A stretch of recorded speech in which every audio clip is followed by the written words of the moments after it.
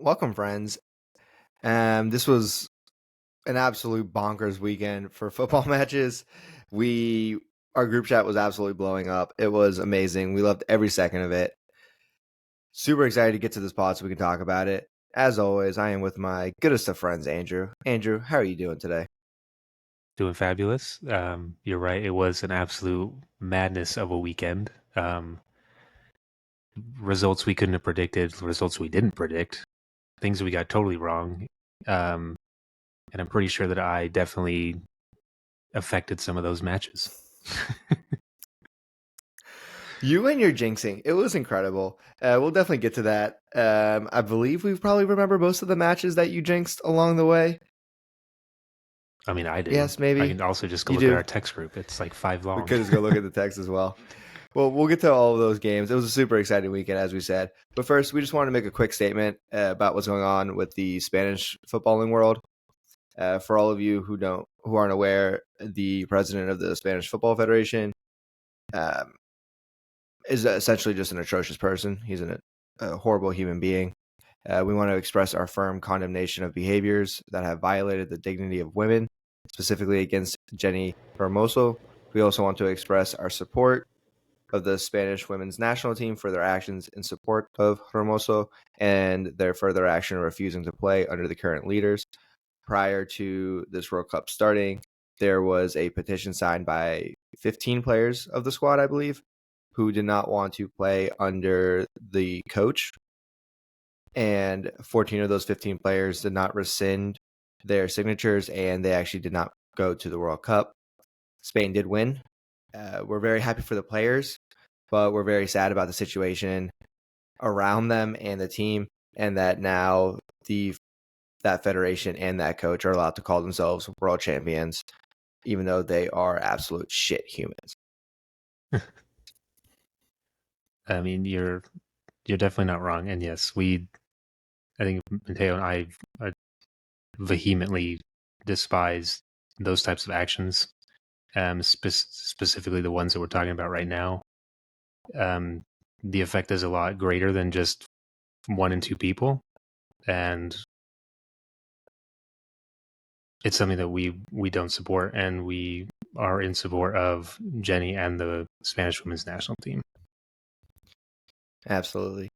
And from there, we're going to do a smooth, cool transition into our matches of the weekend. And there, we just need to figure out which of these stupid transitions we're going to use. We're going to go with that one. Andrew, I don't know if you could hear that because you also still can't hear our theme song. No If there is soundboards for me. if there is anyone out there who wants to just make us a theme song, we will buy you a beer. I don't know how hard it is to write one of these. I'm assuming really difficult. It can be an expensive beer. Maybe I'll ask Micah, my friend in Scotland, if he can write like a 20-second goofy little theme song for us. Because I mean, considering he's a musician. Maybe we would love that. Love to hear it. Honestly, I don't even have to give any edits or comments. I will just gladly accept whatever he throws our way. Might just be a All big right. drum Well, let's fill. Who knows? still better than what we've been doing. JK Riverside, we love you. Please don't drop us. No, we Our pay for our this. record this past weekend, Andrew, it was not good. We both went five I and mean, five. that's not bad. That's even. I mean, I'm not happy We're with not it for relegated. myself. I don't Well, know if no. too soon. I don't know if you're happy losing half the time. You can keep your losing record over there where you live. I want my winning record. I still have an overall winning record. You do not. You do. Maybe you should root for the little guys more often. Then you wouldn't be at the bottom of the table. Rooting for the little guys is not why Everton's at the bottom of the table. They are at the bottom of the table for so many reasons, which we will discuss later. But first, we're going to talk about Bournemouth and Tottenham. Tottenham 2, Bournemouth nil. Yeah. I mean, Tottenham are On fire. doing fine. I mean, I don't know. Well, I mean, what, they've won 2 Inferno. games, lost Heating 1. up. No, they literally played Bournemouth. Bournemouth were like a hair's breadth away from being relegated last season. They beat them 2-0. Good for them. But it's the way I they remember did it. The style of play. it wasn't that impressive, at least not to me. I didn't I was watch the game and very go, "Oh, this is amazing." I loved the offensive flow of this team. The way the team plays through Madison, they're not worried about setting it up to a central striker to do all the scoring for them. They literally can't right now because their striker doesn't even. I think it's his He first time doesn't know how playing to this score. sport. He has 1 goal for them in a year and 3 games in the Premier League. He Mm-hmm. has less goals than another former Everton player. Gordon has 1 goal this year already, which means Gordon and Richarlison has the same number, except, oh, wait, Gordon had an extra 4 last year. So really, maybe, just maybe, Tottenham should have signed Gordon instead of Richarlison. I mean, maybe Ange should stop playing Richarlison and like put him on the bench. If Richarlison didn't cost so much money, I think he would have been on the bench by now, or at least came off as a sub. He could be a super sub. People love super subs. I mean, they do. Kane or not Kane? Son was used as a super sub for a little while. Yeah, remember I when think he points like maybe a season or 2 ago.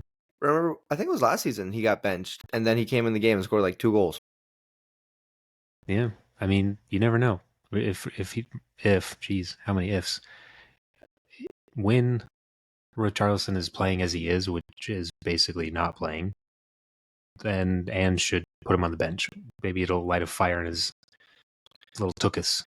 I hope so. He looks visibly frustrated, and he looks like he's disappointed in himself. I'm sure he is. He is a better player than what he's been showing, or at least he used to be. Definitely. And like with every game that goes by that he doesn't score, the pressure only keeps accumulating. He's not exactly turning into a diamond with all this pressure on him. More like charcoal. And I Yeah. think at some point he will get benched. I think Ange is not afraid to do it. And obviously his system works. He Hmm. did not sign Richarlison, or at least he wasn't coached when Richarlison got signed. So he's probably not that connected to the player. And I want to give him so much credit for changing the culture of this club. They lost their best player, and honestly their best all-time player for the club, Yeah. to a Yep. transfer.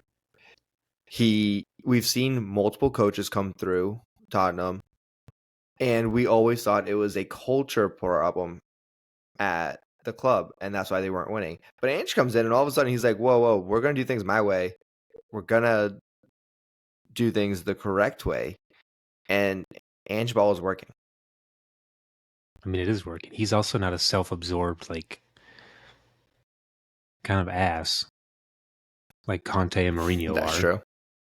That's true. Um, He, and just a humble dude. I mean, He he came has something from to, Celtic.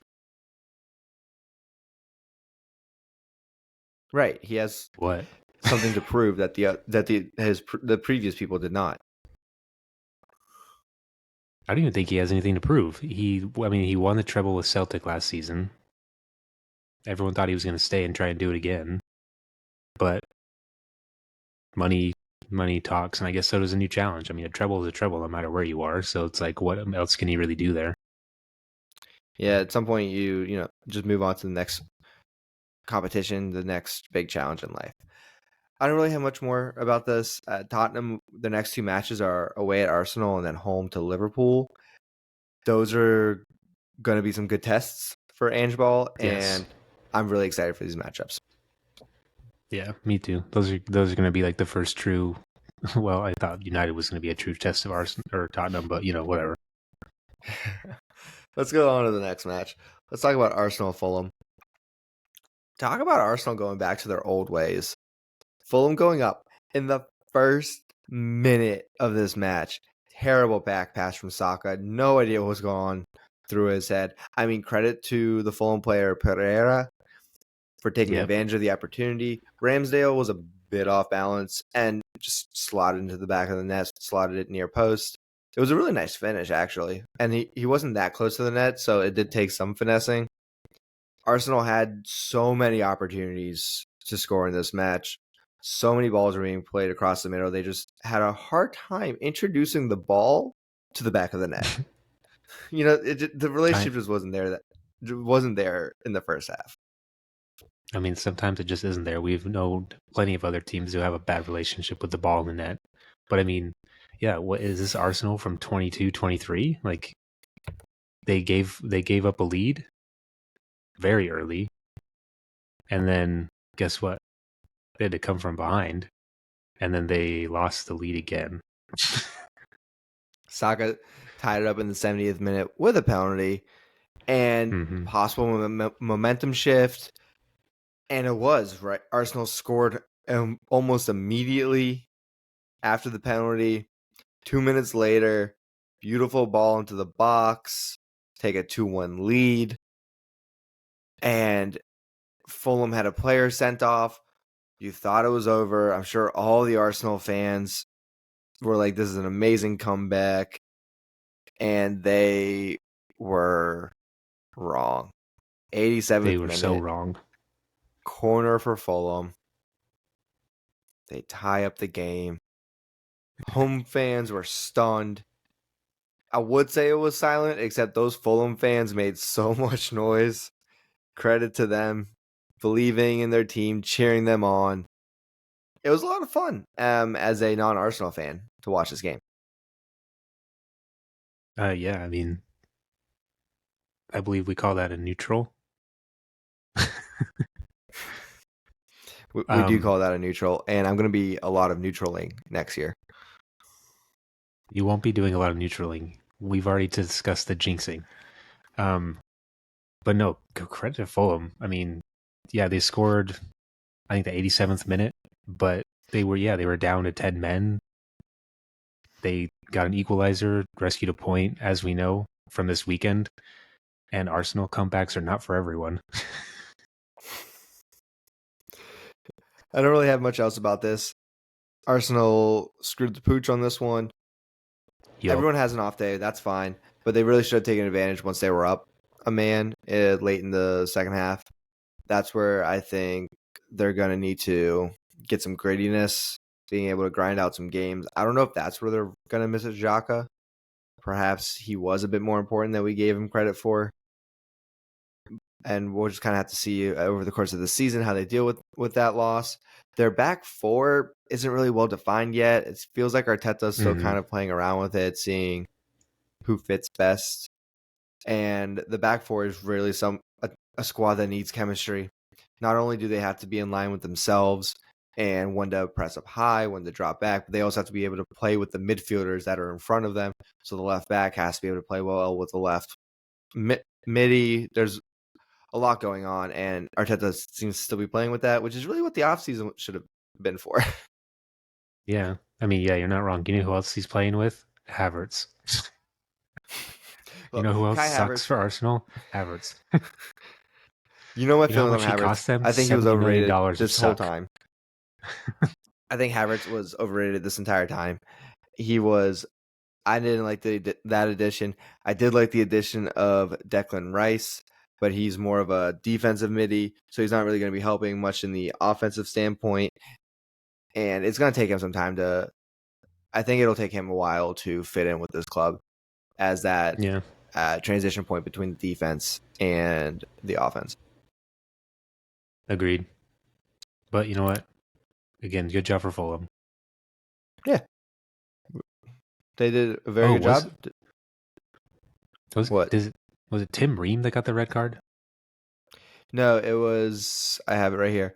It was. No, he gave up the penalty. Oh, Boss. Okay. Well, never mind. Yeah, it was Bossy.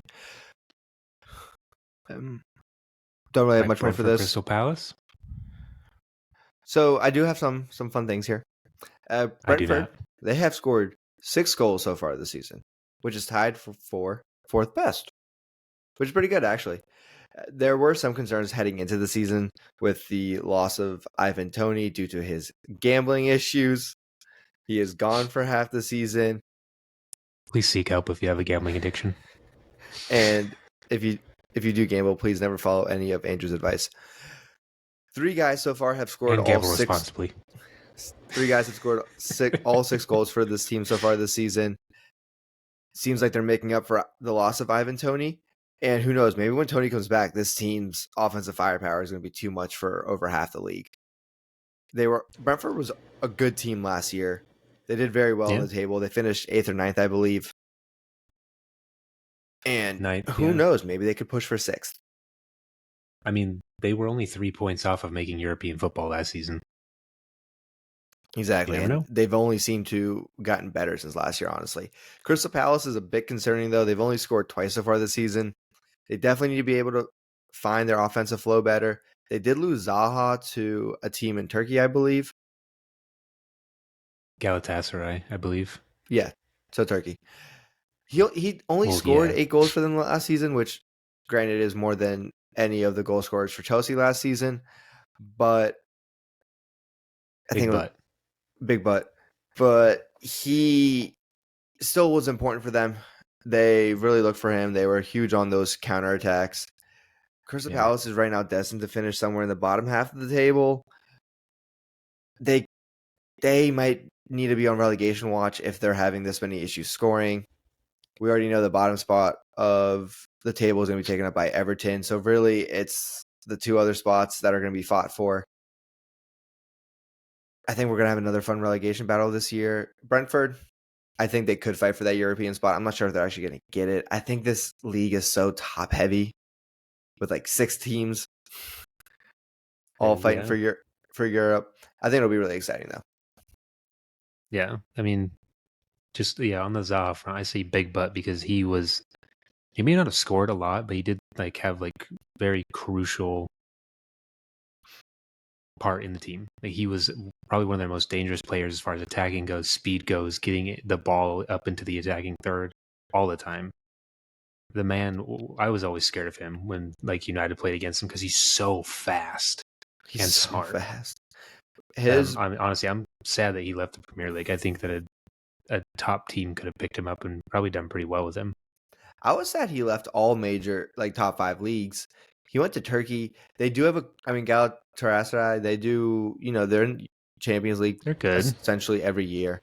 But it would have been nice to see him Premier League, Italian League, La Liga, Bundesliga, at least some big league that we could watch more frequently.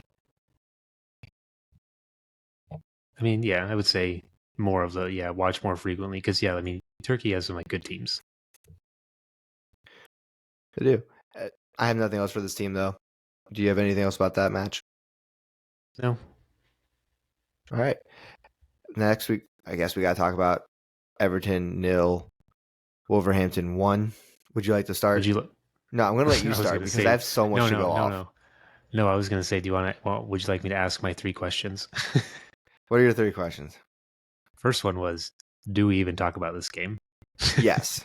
What's the next question? Does Deitch make it through the winter break? I am very worried that he will be the first manager fired this season, and it will not be his fault whatsoever. But someone has to take the blame, and it's not going to be the ownership. It'll be Deitch. Yeah, I mean, it's always the coach that takes the blame. But I mean, right now we do have 1, 2, 3, 4 teams without any points. And how many without goals? Oh, Jesus. I didn't realize you guys haven't scored yet. Yeah. Yikes. Okay, Luton and Burnley have only scored 1. Sheffield, Bournemouth, Wolves, they've all only scored 2. So, like... Sheffield got a goal on Man City. They did, and it was a scary one for City. Right. Let's focus on this. What's your 3rd question? Is Everton the first team confirmed for relegation? You want to know my fun fact for today? Remember how I told you I have a fun stat for Everton? Yeah. Yes. So, last week we said we didn't know the earliest that a team has ever officially been relegated. True. Do you know this now? 2008, Derby County. They were officially relegated on March 29th. I did not look up which match day weekend this was. They You finished said 2008? 2008.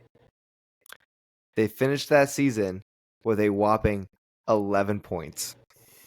They only had one win. Holy shit. Oh yeah, no, let me just keep going. I went deep. I went deep dive. Okay. 20 goals scored. 89 goals scored against. They won one match. They had 8 draws, 29 losses. There has actually only been one Premier League team that has had less points than Derby County. It was in the 93-94 season. Swindon Town.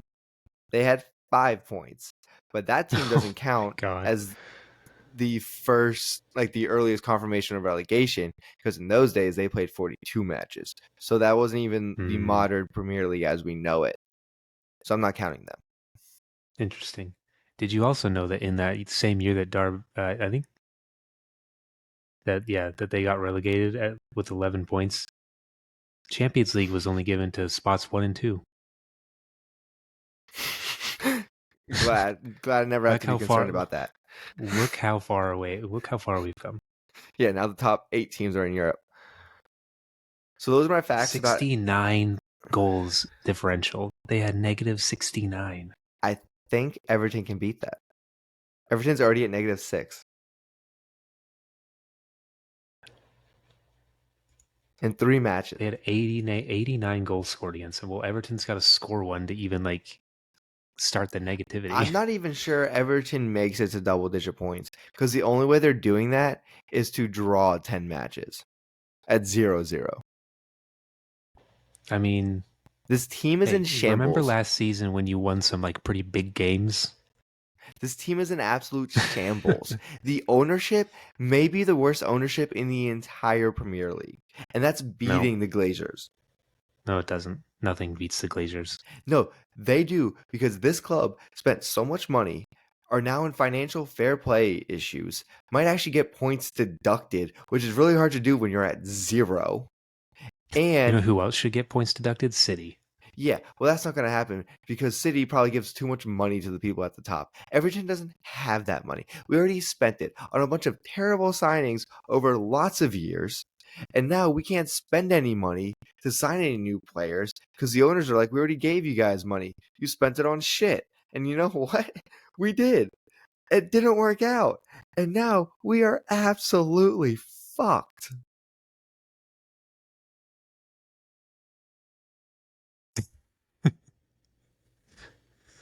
There's no hope for Isn't this team.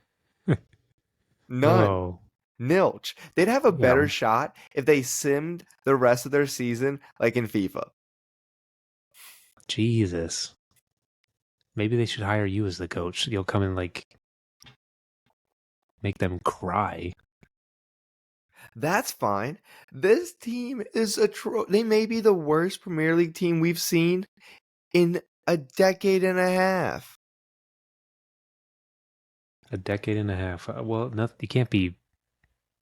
Well, 13 years. Yeah, no, look, Everton straight to relegation. I'm calling it right now. Let me look up which weekends are in March. I'm gonna pick a The date. same weekends as every year. You know who won the Premier League the same years as Derby got 11 points? And Man United. Congratulations. All right, weekend of March 17th. They're getting You say March relegated. 17th. They will be relegated by the end of that weekend. Confirmed. Damn. Put it on the calendar. All right. Here's one thing I'm looking at though, really quickly. If we're looking at the last 5-6 seasons. Oh, except for that one. Never mind. I take it back. I'm putting it on my Google Calendar right now. Jesus. Everton will be relegated 11 a.m. How many Eastern points time. are they going to have? 4. Wow. All right.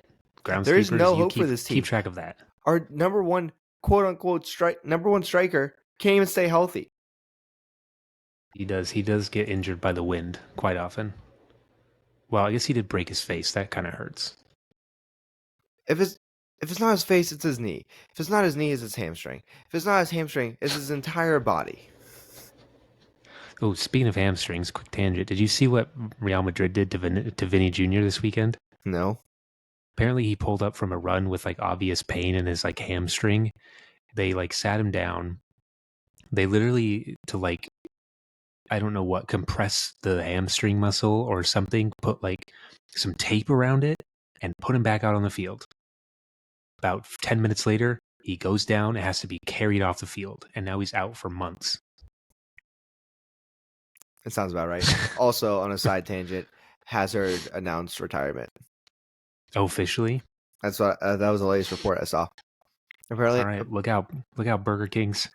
apparently there were some clubs that were interested in him, but he said allegedly he would rather just retire at this point, which is fine. Anyways, back to this. I have no further notes on Everton or Wolves.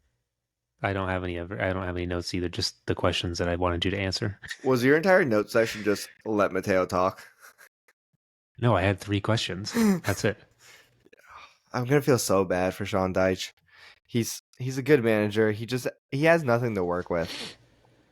Maybe he'll get fired, then someone else will get fired, and then he'll go coach them and get them up to like mid-table. I hope for him. All right, we're gonna move on to the next match. United 3, Nottingham Forest 2. Whew. Would Whew. Whew. Would you like to start? Would you like questions asked? Whew. How do you want to handle this action? I can start by saying, "Woof." I almost turned off the TV after like 10 minutes. This was not a game I was mentally prepared for when it started. I didn't even have this match on yet because I was taking care of something else, and I just got a text from you and Tom about this, and I had to run to the TV to see what was happening. Okay, here's the thing. Let's start off with some like tactical things. Okay. Okay. 1, Ten Hag put in Eriksen instead of Mount. Mount is injured. Doesn't matter. Eriksen got put in for where Mount played. Yeah, true. So, love that decision. I love Eriksen, so play him. 2, Rashford starting on the left side. Do you remember which friend on this pod said that Rashford should be on the left side and not by himself up top? It was this friend. I mean, over here. It was Mateo. Obviously. Ten Hag, he listens to this podcast. He's a big friend of the pod. Big friend. With that being said, Forest came prepared for this match. They scored twice within the first 4 minutes. You know that moment in Mario Kart where you're clearly the better racer and your opponent keeps getting blue turtle shells and you get really pissed off and mad and annoyed and sad and a lot of other emotions running through you? That felt like United getting dumped on by Forest in the first 4 minutes. You had no idea what was happening. Red turtle shells were flying at you. The blue shells were coming through. You had a wall of bananas in front of you. You couldn't even drive away. It was awful. Literally every Forest player had the star. Yes. I mean, I could 2 goals in like I think it was literally like 4.5 minutes, and I was just like, oh boy. Your defense, I have seen wet single-ply toilet paper hold together better than your defense. Yeah, we are not the walls of Ba Sing Se. You are not the walls of Ba Sing Se. That is correct. Speaking of that, I have questions. Of Ba Sing Se? Yeah, I've been watching it. You've been watching Avatar? Yeah, I'm on like season 2. Okay, what's up? I don't get the hype. What's the hype? We're moving on. I'm not even going to fall for that. No, that's a hot take. It's not a fall for it. Not going for that. We're going back to this game. Okay. Can I just say, the second goal, Bowley's goal, the header. Oh my god. He didn't even jump. The Forest player literally stood there, planted himself like a tree, See what I did there? And just let the ball hit his head and go into the goal. Sturdy like a redwood. It was the easiest thing I've ever seen in my life. It was. And then on the opposite side, there was Casemiro, Who who missed an open flailed goal, like a right? fish out of water, which I guess is appropriate for this match because there was so much rain coming down. Everyone was absolutely soaked, but that was Casemiro was hilarious. There definitely wasn't rain in this game. Yeah, there was. Was there? Yeah. I don't remember there being any rain. Anyway, it doesn't. It just doesn't matter. I don't I know. It's don't remember England. there Just being assume rain. there's rain. Anyways, Probably. Rashford, Eriksen, 17th minute. They connected for a goal. Cut Forest lead in half. Casemiro then misses Thank opportunity God. because he's flailing like a fish. But then the 52nd minute, he made up for it. Rashford with the great pass to Fernandes. Fernandes heading the ball back across the goal. And then Casemiro almost messing up. Didn't mess up. Oh my God. I literally He almost made shit my sure that pants. ball met the back of the net. It was incredible. Oh my God. What were your emotions at this time? I almost shit my pants when Casemiro touched the ball because I legitimately thought he was going to put it wide. It looked Like like it was. I had a moment of panic, and I was like, "Oh my God, he really is about to miss this." I've never seen a player in so many good opportunities look so scared every single time the ball comes his way. I mean, he's still getting back into his fitness. You have been on his fitness for I mean, so long. he just doesn't look like the same like aggressively fast, intense player that he did last season. He's old. He's not that old. What is he, 31, 32? I mean, he was a friggin' maniac last season. I want to see the maniac back.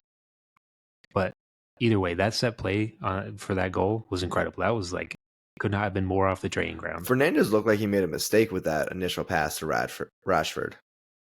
I mean, I thought it was, but then Rashford tipped it over to him, and I was like, all right, this was definitely like planned. 100%. It was an Too good. immediate connection. The other free kick that Bruno definitely messed up in the second half. Got tripped right outside the box. Tried playing it short too. I forget who that was. But that guy was clearly not ready for the ball and ended up just being a goal kick. Who? Oh, now I'm trying to. Was it? Oh, it was Dallo. Is that who it was? It was, yeah, Diogo Dallo. Like, oh my gosh, you knew. Like, honestly, if he would have been ready, that was a goal, 100%. Because Dallo was actually pretty good at shooting. Almost a guaranteed goal, but clearly was not ready for it. I mean, from that distance, you would have thought Bruno would shoot that. Can make it. You would have thought Bruno would shoot the direct kick. I was very surprised by that. But I mean, it surprised everyone. It wasn't the wrong decision. He just put it too far in front of his teammate. I don't even know if they communicated it or if just Dallo wasn't looking when he went for it. I don't know. Definitely some kind of miscommunication. But all that really matters is that United got the W. The win. You got the 3 points. It wasn't pretty. I do have one concern after this match about United. I have concerns. I'm concerned about your depth. Hey, that's what I put. Because I feel that the team that started this match is going to have to be the same squad that plays every single match, and you can't do that over an entire season. I mean, considering we have how many players that just keep getting injured? Varane's injured, Mount's injured, Shaw's injured, Haaland is injured. I feel like there's more. And then we did very good at the start of the season, or start of the like summer window signing players. We were able to get 3 pretty quick. Oh yeah, Malacia is injured. That's another one. But it's like now that we're trying to sign players that we need or that we've wanted to sign for, backup defenders, backup central players, all of a sudden we're not doing it because we're not getting like outgoing deals done. I don't know what the issue is. Just sell them. Stop being like so high and mighty hoity-toity about it. Just fucking sell the player. I'm also talking about Harry Maguire. This motherfucker needs to leave the team. Oh my God. He literally did. I'm pretty sure that's why, because like I think he wants to ride the bench. I mean, I think that if he left, he wouldn't be making as much, and United would have to like pay him a pretty hefty chunk of money if he gets signed by another team. But I just want him to be off the team. He literally, if he plays, it's like having it's like having a red card. He's It's quite worse literally actually because he's he's in the quite literally a space. moron. That's true. He actually is doing worse than You'd he's rather basically be a just man another down. player for the other team. Ask Liverpool. Fuck, you might as well be. Yeah. So But yeah, I don't necessarily know because the depth issue is a thing. But now we're still trying to sign players. Apparently, we're still in the market for Amrabat from Fiorentina. Apparently, we're looking at Cucurella on loan. We're looking at Serge Reguilon on loan. Apparently, we're trying to go for Højbjerg from Tottenham. Like now that we have so many players injured right at the beginning of the season, and because we couldn't get people signed towards the end of the before the start of the season, now we're basically doing what we do best, and that's just panic buy players. at least there isn't some drawn out long saga this time like you've had for the past few years between like Sancho and Ronaldo that took True. what felt like 30 years to sign each player. I mean, true. I still hope that we do the McTominay, Gravovich swap with you guys. Maybe we'll see. That's a whole other story because Pavard is trying to leave, but Bayern No, doesn't want to let. he's here. I think he's here we go to Inter. He wants to go to Inter, No, I think but he got like here we go by Fabrizio. oh, did he? I think it's confirmed. I don't know. I was waiting to get the updates on that We because were supposed to also sign him. yeah, Bayern didn't want to let him go until they had the backup guy ready to go. Which is so annoying when teams do that because if a guy doesn't want to play for you, just let him go, take the money, and Let him use it. go. And then you can get somebody else. It's not like you're going to have like a shortage of players wanting to play for Bayern. Like, get out of here. Exactly. And we also have a pretty decent academy. Yeah, you do have a very good academy. Do you have anything else about United and Forest? Just that United need to get their shit together and sign players. Do you think Ten Hag is going to be on the hot seat soon? Huh? There's your here we go. Yeah. In the hot seat, no. We're 3 games in. We're 2-0-1. Like we're not doing any kind of terrible. All right. We're not. This is not the start of last season. True. Brighton 1, West Ham 3. What might be the surprise of the weekend? Yeah. Well, yeah, definitely. This is definitely the surprise of the weekend for the final result. Did we underestimate the West Ham squad going into the season? You and I did not really acknowledge the James Ward-Prowse signing that West Ham did. We acknowledged it last week, I believe. But going into the season, you and I had not discussed it much at all. I'm not even sure if we brought it up. Obviously, West Ham lost Declan Rice, and we thought that would be a big deal, or a bigger deal than it is. It turns out not to be. Apparently not. Well, Declan was more of that defensive mid, and West Ham found their offensive groove.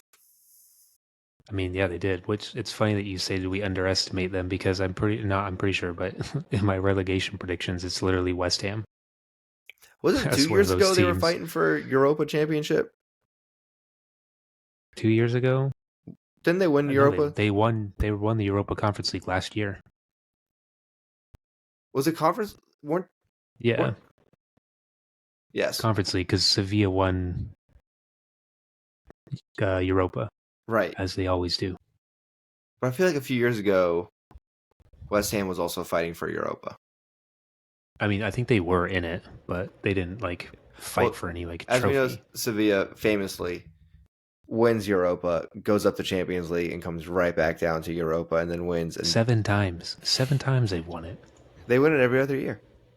They do. Anyways, back to West Ham. Mm-hmm.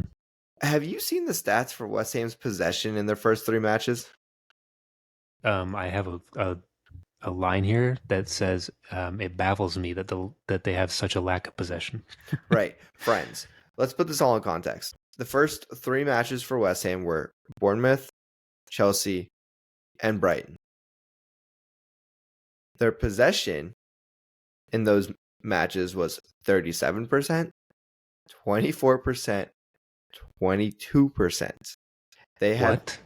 literally kept decreasing the amount of time that they have the ball per match. And they are winning. They are very efficient with their shots. They're quick on the counterattacks. I was watching a video today about the tactics of West Ham and how they shut down Brighton. They just didn't press. They put all their guys behind the ball. They clogged up every single lane. And they said, Brighton, we don't care if you dribble the ball and pass around in half field. You're not going to make it into the final third. We're going to cut off every single lane that you're trying to exploit. We're not even going to let there be a lane to exploit. And then when we finally get the ball, we're going to run so fast and so hard the other end, and we're going to put the ball in the back of the net, and that's what we're going to keep doing to you until you get so frustrated that you can't penetrate this defense. I mean, and they did it. They have done it so well. They've done it for 3 straight games. Literally 3 straight games, and like it's funny because we were just. I mean, I think the past 3 weekends, even in the preview of this like season, we were raving about how excited we are to like watch Brighton, how good they are, how like free flowing and attacking their play is from front to back, and then they just get rocked by West Ham. And not even like you said, not even in possession. They literally had what 22%, I think you said this game. 22%. Like what? They actually had a lot of shots on goal as well. I don't know if you have the match statistics in front of you right now. I'm pulling them up. Okay. This team currently, friends, is second in the Premier League. Now, is it only 3 matches in? Yes. Andrew, your face says it all. Please tell our friends the shots for this team. For West Ham or for Brighton? You can go both. Brighton had 25 shots. West Ham had 12 shots. Okay, but how many on target? 10-7. That's pretty close considering West Ham had 22% possession. I mean, that's considering possession wise, like that is a lot of shots, and they're more than 50% on frame. Yeah, they're very efficient. I believe their manager's name is Moyes. Yeah, David Moyes. Yeah, David Moyes, incredible manager right now. He's doing what? Guess who he got fired from? West Ham. No, he got fired from coaching United right after Ferguson. He was in there? Yeah, he was our first coach after Fergie era. I would never want to be the first coach after a legend. No. No matter what you do, it's never going to be good enough. Well, I'm curious to see who coaches City after Pep's gone. Oh, that's not going to be good. It'll be De Zerbi. Flick. Maybe, not with this performance. It'll be Hansi Flick. We'll come back from Germany. But yes, West Ham, they've been playing so well. You had them in relegation. So did a lot of other pundits. I mean, technically still do. Still do. I haven't changed it up. We can do like a mid-year you're gonna back redo. down? Well, no. I'm just saying if we want it, we can always have like a recap of our own. We can do whatever we want. This is our podcast. It is. We're not run by any corporations. No. But if any corporations want to look into us and acquiring this podcast, we are more than welcome to the table. Just you know how to contact us. Please follow us on any of our social medias, or you can email us at insidethegroundspod@gmail.com. Thank you. West Ham, James Ward-Prowse. This team, they're kind of fun to watch with their very sturdy defense. Talk about the walls of Bossing say. This team, and then the quick counterattack. I'm very excited to see what this team does moving forward. I don't think long-term success is sustainable with their possession stats, but it's enough to keep them out of relegation and somewhere near the middle of the table at least. Yeah. I mean, true. I mean, they're in second place in the Premier League right now. So I guess all they can do is go down. Yeah. All right, let's get to this next match. Burnley 1, Aston Villa 3. Do you have any notes for this match? All I have is Burnley, welcome to the Premier League. It's not the championship. That's all you have. So Interesting. Okay, well then I'll go over this game. As you know, in my prediction, I had Burnley winning. Um, this I did was not not. without, well, obviously this was not without some sort of fact or reasoning behind that choice. It wasn't just because I wanted the underdog to win. Um, this is still a weird thing to me, and I don't understand why it happened. But groundskeepers, the season has started. All right, we're the three weeks in. Between week 2 and 3, Burnley and Manchester United had a closed door friendly in the middle of the week. My question is, why is this happening? Because you're risking injuring players. Like I heard the United players that started and played in this game, a lot of them started and or played in the game against Forest. So I'm confused. I don't know if maybe they're trying to use these to keep a schedule together because they're going to eventually start playing in more cups and Champions League and stuff. I don't know. Seems stupid, but that is why I thought that Burnley could win against Villa is because they beat United 3-0. Wasn't like 1-0, 3-0. I remember when you texted me that you had inside information. Whoever gave you that inside information, you need to fire. They are not worth the money that you paid them for this terrible I mean, fake that's news. pretty good. And it's not even fake news. It literally happened. Well, then you just picked the wrong team to win. Obviously. But there were some good things I had here. I mean, even though Burnley lost, they did have like a better possession in front of goal. They just legitimately couldn't, like, they didn't shoot. They didn't finish, obviously, considering they scored one goal. Matty Cash for Aston Villa was incredible. He did extremely well this game. I think he was the man of the match on like a few different like pundits reviews, and I thought he did amazingly well. However, after Villa's extremely poor start, I think they lost 5-1, 5-1, 5-0 to Newcastle at the beginning of the season.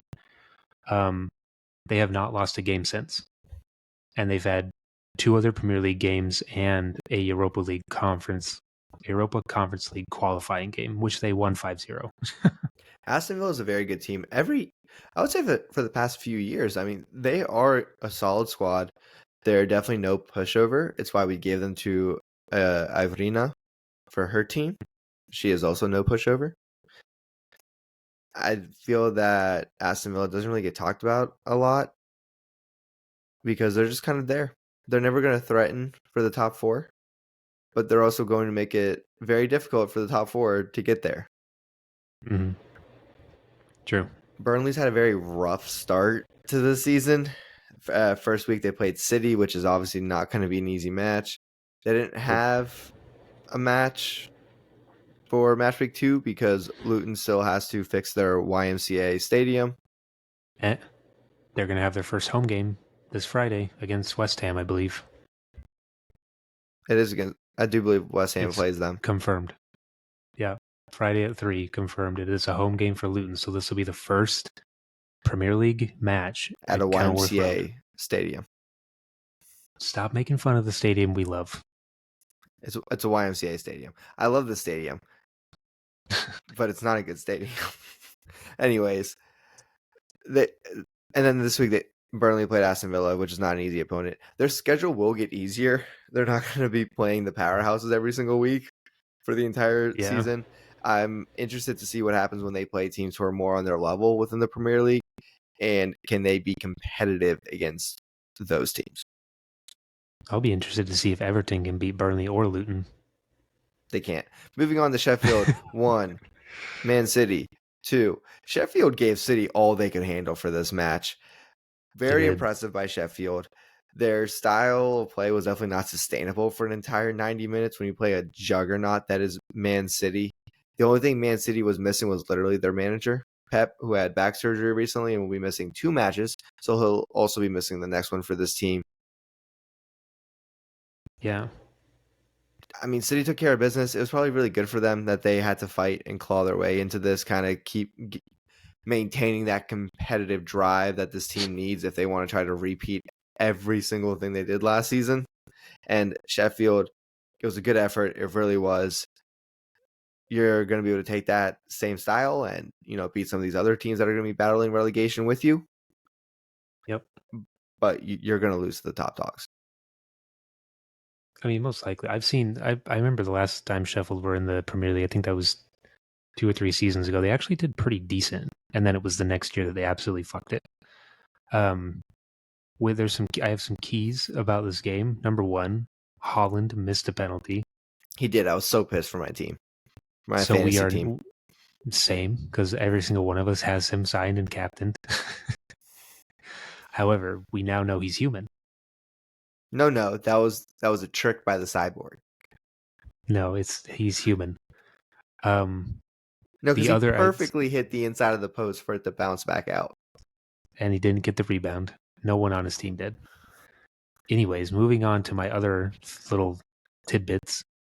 The goal that he did score, the Grealish assist to his header, which was very good. And if he missed from there, then he needs to get benched for the rest of the season. Did you watch this game? Yeah, I saw parts of it. Or I guess maybe even saw it in a highlight. Did you see the quote unquote fan that the boxer jumped on his back? Yeah, did you hear about that? Yeah, I saw it. So based on who this person is, I kind of think that may have been planned a little bit.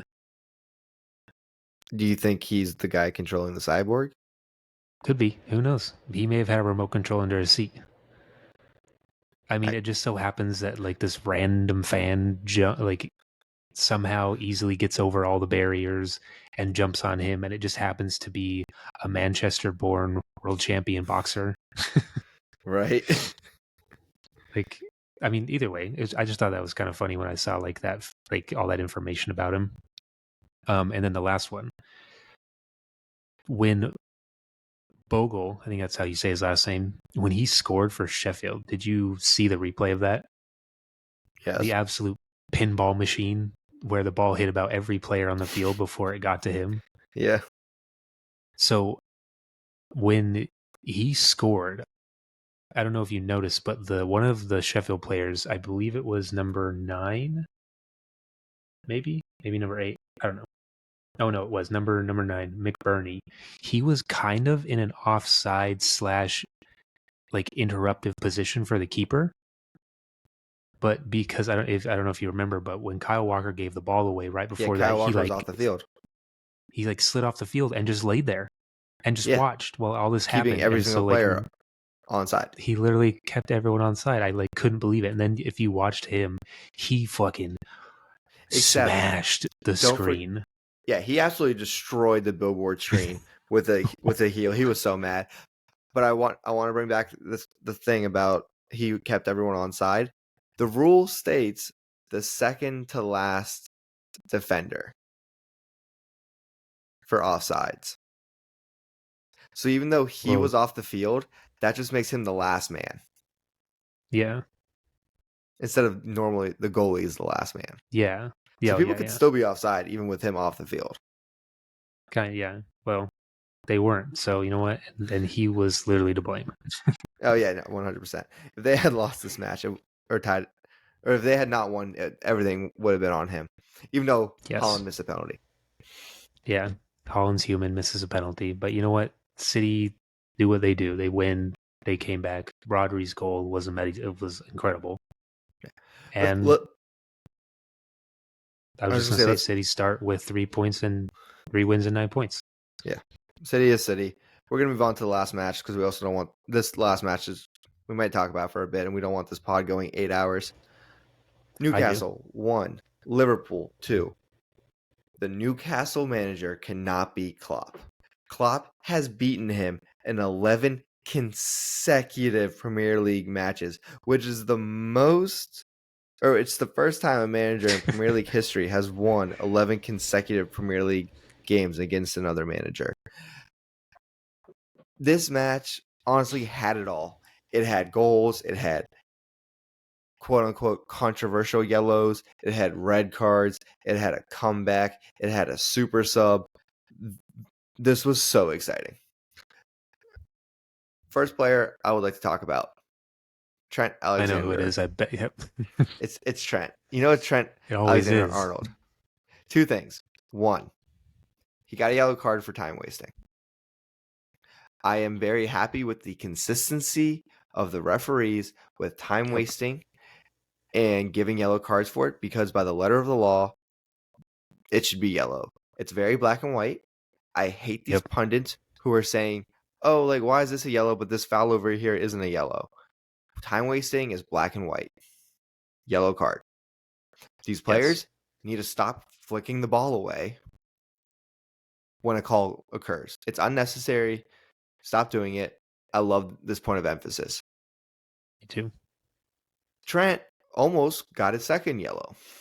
Should have got a second yellow. He should have gotten a second yellow, and I actually think the ref bailed him out because in the back of the ref's mind, he knew Trent was already on one and didn't want to send him off for this.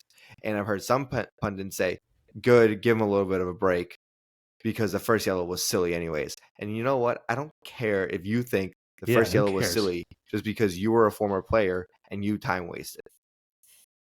Yeah, I mean, time wasting is something that they have absolutely needed to crack down on, especially in the last couple of years. So I'm glad that they're really doing it this season. Same with the yellow cards for time wasting and also the increased stoppage time at the end of each half. Both are very necessary. I love it. Now, to the play of Trent Alexander-Arnold. Why is Klopp still putting him at right back? He technically starts there. He plays right back on defense, but then when Liverpool has the ball, they like to move him up. He's that inverted back, plays more of a central mid position. Why not just let him stay at central mid? He is a liability on defense. There's been many videos demonstrating teams taking advantage of Trent Alexander-Arnold and playing directly on his side. They'll play a long ball over him or just one-on-one with him. He's very easy to get by. This game proved it. Yeah. He has a right foot blessed by the gods and a yellow foot that they forgot about. A yellow foot? A left foot that they forgot about. I don't understand it. This Liverpool either needs to sign a right back, play with three in the back, or, I don't know, use your actual academy and get a right back. So many of these top clubs have just quit on their academies. I don't even know why they have them anymore. I mean, I feel like who even uses that? I can't even think of a team who has academy players on it right now. I think Phil Foden was an academy player. All right, 1 for 20. Mason Mount used to be an academy player. True. Now he's an injured player. Now he's an injured player on a different team. Yeah, there's not many, but it's always special when it. Was Harry Kane? Not a clue. No, I think he started at Sheffield or Southampton or something. Okay. I thought he was there since he was a kid. We Google that. Can you double check that out for us? Yeah. I'll keep going on about this Trent Alexander-Arnold thing. Klopp, good friend of the pod. Please stop putting your team at risk here. Trent Alexander-Arnold is put in a position where he gets exposed every single match. Everyone sees it. It's an easy target for opposition. And it's an easy fix. Stop playing him there. So apparently the first team he played at as a youth was Ridgeway Rovers, and then he actually went to the Arsenal Youth Academy. No way. But he got cut within a year because they thought he was a bit chubby and not very athletic. All right, we're gonna move on. Do you have any other thoughts on Trent Alexander-Arnold? I mean, I feel like we hammer this home all the time. He's just a liability. he's not a defensive player in my opinion. He either needs to be moved or not played there. So just get a defender. 100%. Van Dijk got a red card for denying an obvious goal-scoring opportunity in the 27th minute. Very clear red. Some people were trying to defend him, saying that wasn't. It was 100% a red card. Very easy. It was. And this was actually a great argument in favor of VAR because VAR could have overturned this if they saw otherwise, but they didn't. They made the correct call. This was amazing. Newcastle was up for 60 of the 90 minutes of this game. They were up one player on the pitch because this happened in the 27th minute. Yeah. Newcastle could not take advantage of this. I will say Alisson, 7 saves. Monster game from him for Liverpool. For real. Nunez coming in clutch. The super sub came through. Before last season started, we had stated that it could take him a full year to get used to this. Yeah. To the physicality of the Premier League. There are fast players in the league. Maybe not as fast as, other leagues. But there's still good speed on defense. Definitely physical. There was a language barrier he has to overcome because he understood Klopp on Saturday or Sunday. Yeah. He very famously did not know English when he came here when he came to the Premier League last season. But on this weekend, he scored twice. Last season, he had 9 goals. This season, he already has 2. Already on pace to beat last season, which is great. This could be a sign of good things to come for the Uruguayan. I think his skill level is amazing. He is very good. When he is on his game, one of the best strikers in the Premier League. It's just a matter of, is he going to be consistent for this team? Yeah. I mean, I know that he was, I think he came from, what was it, Benfica? Yes. I know he was like their top scorer there and was very consistent. He had like 20 goals or something. Yeah, it was a very high amount. Obviously, the Premier League is very, very different than the Portuguese league. But if he could be consistent, I think he could rival Haaland for goals at the end of the season. He'll be up there for conversation. Probably more so battling with like Salah. Yeah, unless Salah moves to Saudi. Yeah, those rumors are starting to get very heavy and intense. Friends, for all of you who don't know, the Saudi League is buying up every single player that they can. And Mo Salah is the newest player linked to them. And it actually, going to the Saudi League makes a lot of sense for him. He is a Muslim player. And so he would be a bit more, I guess you could say, closer to his culture on a daily basis. Did you see how much money he'd be making? He's making over $1 million a week over there. Yeah, it was like $150 million deal, and he'd be making like Neymar, Ronaldo money. Yes, Saudi is giving so much money to all their players. I think if Salah leaves, Liverpool's done. I mean, to be fair, he's only scored like 1 goal this season so far. So we're 3 games out. And you're already saying they're done if he's gone. I don't think they're gonna make top 4 if he leaves. He's a very big goal scorer for them. Yes, I think if he leaves, they don't make top 4, and for Liverpool standards, they're done. Probably, yeah, you're probably right. This was an exciting match. Klopp just knows how to beat Newcastle. He literally knows how to beat Newcastle, but also Newcastle should have. They should have done better. Oh my god, they could have scored more than once when they were up a man, and they should not have let them even get close to coming back. They have had one of the tightest defenses we know of last season. I think they hit the post like 8,000 times. They did. Almiron hit the post so many times. Yeah, and Alisson made best friend. So many good saves. Yeah, and Alisson is still not as good as Manuel Neuer. Well, not the current Neuer. Oh yeah. Yes.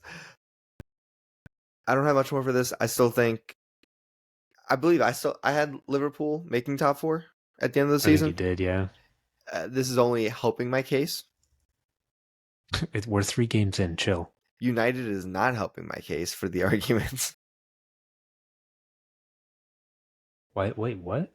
Well, I have them in my top 4 as well, but the way they're playing, it could be a shit show. Yo, we are 1 point behind Liverpool right now. Chill. Yes. Do you have anything else to add about either of these teams? I do not. All right. Well, I would like to say that there was one match we did not talk about.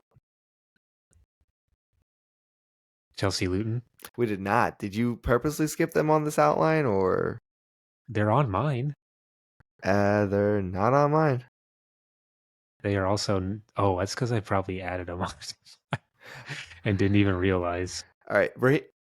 Moral of the story for I can Chelsea: go over it really Raheem quickly. Sterling was an absolute god. Came straight from Mount Olympus to rip apart the poor local YMCA boys and girls club team. He ripped apart Luton down. It's not a big achievement. He ripped apart boys and girls club FC. I'm just gonna keep picking a local organization every single week for this club. I hope you start picking Richmond organizations. We'll see. It's a long season. It is. We're only 3 games in. We are only 3 games in. Do you have anything else you really want to add about them? I mean, just the fact that they played Luton. People are getting their like panties in a bunch that like Chelsea finally win a game, but like it was against Luton. Yeah, sure, it was Poch's first win. Good for him. Let's see what they can do against a big team. 100% agree with you. All right, friends. Well, with that, we are done with another episode of Inside the Grounds. Please, as always, follow us on all social media. If you could rate, like, subscribe to literally everything. Pass it on to your friends. Pass it on to your friends. Do your friends need teams? We're still doing that. We can help them. We can help. We get requests, like monthly about someone new. Almost daily. Almost minute by minute. Yeah, they're just flooding in. We don't know what to do with ourselves. But yeah, thank you as always for being here with us. We very much appreciate it. We'll catch you guys on the next one. Bye, friends. Bye-bye.